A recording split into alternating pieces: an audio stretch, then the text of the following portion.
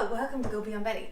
Today we're going to make some homemade tortilla chips. And I know you can buy them very easily at any grocery store, convenience store, but if you've never had like real homemade chips, oh, you are in for a treat today. And they're not only just delicious, but if you want to make homemade nachos, like a big sheet pan of nachos, these are the chips you need. They are sturdier than anything you can buy at the grocery store. So I know deep frying is kind of scary for people. So I'm going to take you level 1, easy, brand new for beginners, and then we'll go to a level 2 of deep frying. All you're going to need is some kind of metal pan. You do not want any kind of non-stick pan because it'll ruin your pan. You need something that's just plain metal. And go with the smallest skillet that you have. We're going to keep these tortillas in either blue corn. You just need any kind of corn tortilla, white, yellow, blue, doesn't matter. We're going to keep them whole and round. And then you'll need any kind of vegetable oil, canola, just plain vegetable oil. And then to season your chips, salt is fine, or if you want to get one of these like chili, lime type blend salts, you can try that too. So we're going to get just about 1 inch of oil in the pan and get it at a medium-high heat. Come on over. Going on a 6. If you want to, you can check your oil. It needs to be at least 350 degrees. You don't want it to be much over. Mine is a little bit over. Oh yeah, hot dog. But it cools down pretty quickly. So let's get started. I feel like this method is slightly less scary. So 1 corn tortilla, we're gonna just slide it in. It's gonna be loud at first, so don't let that part scare you. And it's gonna evaporate a lot of moisture that's already in here. Just let it sit in here for a minute. Slide it in, let go. Come on in now. So when you make enchiladas, you only keep it in here for a few seconds. Like I already take it out by now. But for a chip, we need the oil to fry it, and we need it to get quiet. That's how we know it's done. Our oil is now very quiet. We can see it's got some brown color to it. Let it drip for a minute with your tongs. You want as much oil as possible staying in the pan, not coming out. And then as soon as you lay it down, give it a nice pinch of salt because you want that salt to stick while the oil is hot. You don't need to salt both sides, just the one side.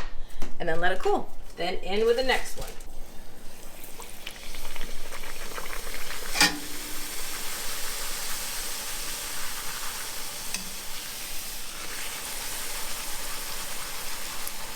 Now that we have mastered level 1, and these are really fun. I remember in I remember in 1st grade, there was a girl, and every day she had like 2 of these giant chips with like seasoned salt and like chili salt on them.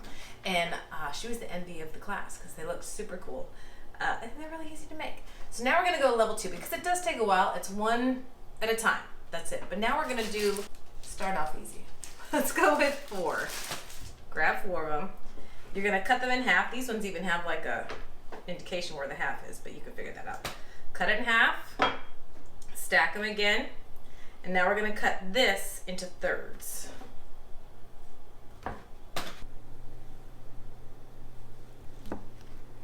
Thank you. All right, so now that we have our chips, we're gonna put them in a bigger vat of oil. So I took what we had left over from round 1, poured it into a pot. So I really don't have that much oil. If I had more, I'd put more in here. But I think having at least 1 inch is safe, and it's not gonna be too overwhelming because it is loud and it is very steamy and it makes a mess. That's the other problem with making chips. But wait for it to get to, again, about 350. Our oil is at 350 degrees, which is our standard frying temperature. So we are ready.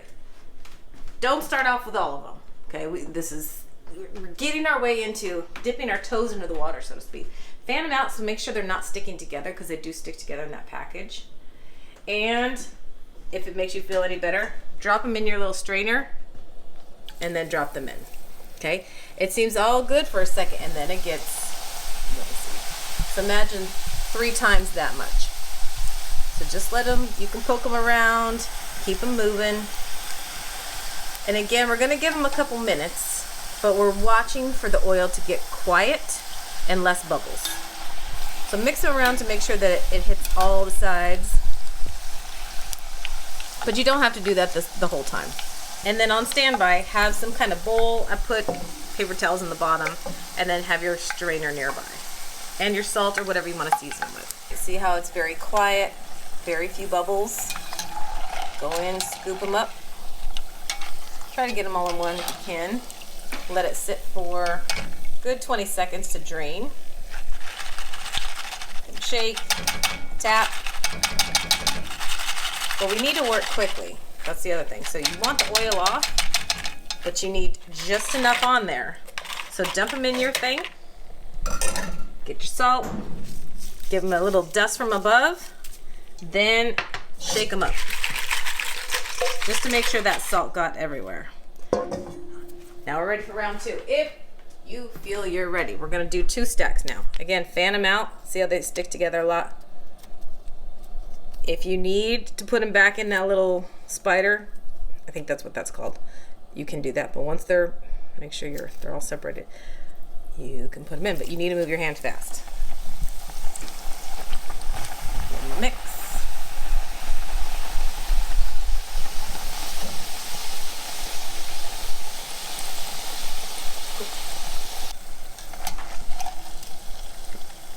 If the oil is quiet, dip them out.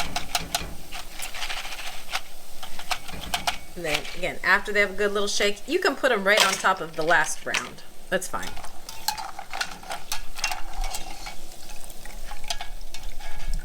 Okay, I work with both hands. Salt fast. Shake, shake. Last round.